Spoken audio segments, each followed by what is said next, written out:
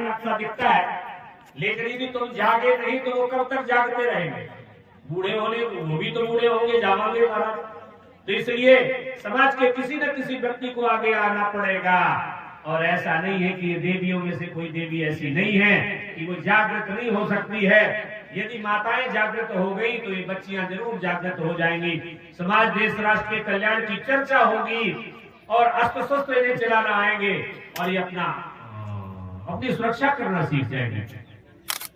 और नहीं तो महाराज इनके चंगुलों में पड़ करके, जिहादियों के चंगुल में पड़ करके जो ऐसे व्यक्ति हैं जिनकी हमेशा दृष्टि कुदृष्टि बनी रहती है हमारी बेटियों पर, वो इन्हें फिर नोच नोच करके महाराज ऐसा कहते हैं कि कोई ऐसा नहीं, पिता के साथ भी वही धर्म, भाई के साथ भी वही धर्म, ठीक है ना। घर के जितने सदस्य होते हैं सब वह एक ही रूप में उसे स्वीकार करते हैं। इसलिए इनको निज धर्म सनातन धर्म की बातें सिखाते रहें और ऐसी कथाओं के कभी न कभी आयोजन करते रहें ताकि इनमें बातें वो जागृत रहें। क्योंकि यदि थोड़े दिन तक यदि अपने धर्म के विषय में आप नहीं जानते, अपने शास्त्रों को नहीं पढ़ते हैं, तो फिर आपका जो चिंतन है, आपकी जो सोच है, फिर वो मलिन होने लगती है। बर्तन को यदि मांजा न जाए तो कितना भी 10 दिन 15 दिन महीने कोई भी बर्तन पड़ा रहे तो उसमें धूल चढ़ जाती है। संतों का तो काम है धूल हटाना। तुम्हारे अंदर चेतना है, तुम्हारे अंदर शक्ति है, माताओं तुम्हारे अंदर चेतना है, शक्ति है।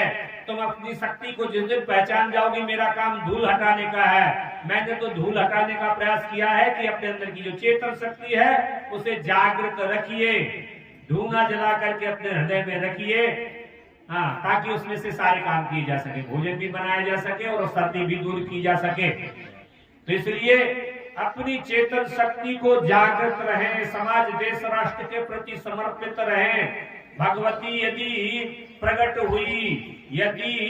हुई है तो उसने कहा कि देवताओं तुम अब स्वतंत्र हो जाओ, अब वह समय दूर नहीं है, मैं राक्षसों का वध कर दूंगी। इनके पास जितनी शक्ति है पुरुष में उतना पुरुषत्व नहीं है। ध्यान दीजिए, देवियों में जितना शक्ति होती है इतना पुरुष में नहीं होती है। भले ही अपने को पुरुषत्व श्रेष्ठ मानता रहे, लेकिन इनके अंदर बहुत शक्ति है। ये तुम्हारे जैसे कितने पुरुष तैयार कर देती हैं।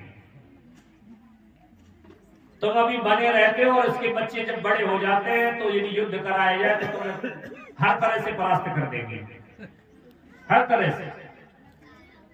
एक व्यक्ति था, बड़ा दुख हुआ उसको, अपने खेत में गया और खेत में गया तो खेत में जो आम का पेड़ लगा हुआ था वो उसको जब युवा था तो पकड़ करके उसको नीचे झूल जाया करता था, तो उसके डरार जो है नीचे आकर के झुक जाया करते थे और पूरा पेड़ पकड़ करके हिला देता था।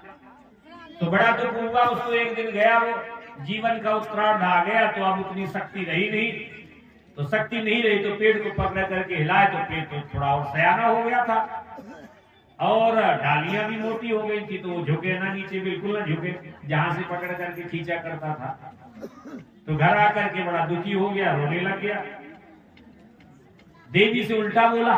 ध्यान दीजिए, इन बातों का भी ध्यान देना चाहिए, बुद्धि होनी चाहिए। देवी से उल्टा बोला, बोले मैंने सारी शक्ति तेरे ऊपर अपनी खर्चा कर दी, मैं बूढ़ा हो गया, सारी शक्ति मेरी चली गई, मैंने फालतू में तुम्हारे ऊपर अपनी शक्ति खर्चा कर दी। अब मैं जो खेत में पेड़ लगा हुआ है मेरे से वो झुकता भी नहीं है। देवी बुद्धिमान थी। अरे बोले मैंने शक्ति खर्चा कर दी, मैं तो शक्ति को संग्रह करने वाली हूँ, मैं हूँ, मेरे इतने बच्चे हैं, 8 बच्चे थे। तो बोले मैं हूँ, मेरे 8 बच्चे, चल देखते हैं कौन सा पेड़ नहीं झुक रहा है। तो 8 बच्चे और अपना और देवता, सारे लोग गए। तो जौन सी डगार जुगाया करता तो अब सारे लोग इकट्ठे टक गए, उसमें धड़ाक से टूट गया। बोले तो झुकाने की बात कर रहा था, ये तो टूट ही गया। हम शक्ति को फालतू में नहीं खर्चा करवाते हैं, हम जब चाहें तो हमारी अंदर शक्ति है, हम शक्ति के माध्यम से उस शक्ति को और ज्यादा ऊर्जा प्रदान करते हैं। तुम जैसे मैंने जितने तुम थे इतने मैंने 8 कर दिए हैं। ये शक्तियां ऐसी हैं, ऐसी शक्ति स्वरूप माताओं को हमें वंदन करना चाहिए, अभिवंदन करना चाहिए। आइए कथा में थोड़ी दृष्टि डाल लेते हैं। शायद मेरी बात यदि आप तक पहुंच पाई होगी, और मैं जब कभी जीवन में कभी जीवन के किसी मोड़ में यदि इस क्षेत्र में आया और यदि ये बेटियां, ये माताएं यदि मेरी बात को जान करके समझ करके यदि वो युद्ध करना, कुश्ती करना, अपनी रक्षा करना, अपनी सुरक्षा करना यदि सीख गई तो मैं समझूंगा कि मेरा जीवन सफल हो गया, मेरा जीवन सफल हो गया। ठीक है ना, मुझे और तो कोई क्या दे देगा, लेकिन तुम लोग जीवन में खुश नजर आओगे, आनंदित नजर आओगे, अपने पैरों पर खड़े नजर आओगे। यही मेरी जीवन की सफलता होगी कि मैंने जीवन में क्या कमाया। मुझे जीवन में कुछ नहीं मिला, लेकिन जो गुरुदेव ने दिया, जो गुरुदेव ने दिया वो आपके सामने है। गुरुदेव ने मुझे वाणी दी, गुरुदेव ने मुझे संगीत दिया, गुरुदेव ने मुझे भाव अभिव्यक्ति दी और खेती के रूप में शिष्य दिए।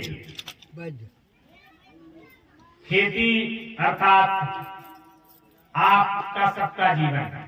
ऐसा नहीं कि आप मेरे से दीक्षित नहीं है तो शिष्यत्व नहीं है। यदि आप कथा श्रवण करने आए हैं तो निश्चित रूप से आप इस भाव से बैठकर जब सुनेंगे, शिष्यत्व भाव से सुनेंगे, तभी आपका भला होने वाला है। यदि आप आचार भाव से यदि आप नहीं सुनते हैं तो भला नहीं होने वाला। और आप यदि जीवन में सुखी हो गए, आप अपने पैरों पर खड़े हो गए, तो जैसे किसान को अपनी खेती देख करके, लहलाती खेती देख करके जैसे किसान खुश हो जाता है, ऐसे भक्तों के जीवन में सुख आनंद देख करके हमारे जीवन में भी आनंद आ जाता है। हम भी आनंदित हो जाते हैं, खुश हो जाते हैं कि आखिर इन्होंने मुझे सुना, इन्होंने मुझे जाना था और इन्होंने अपने व्यक्तित्व को निखारा। आज उस व्यक्तित्व के ये धनी है कि मैं गौरवान्वित होता हूँ। जैसे गुरुदेव अपने श्रेष्ठ शिष्य को देख करके जैसे गौरवान्वित होते हैं, परम पूज्य परम श्रद्धेय महामंडलेश्वर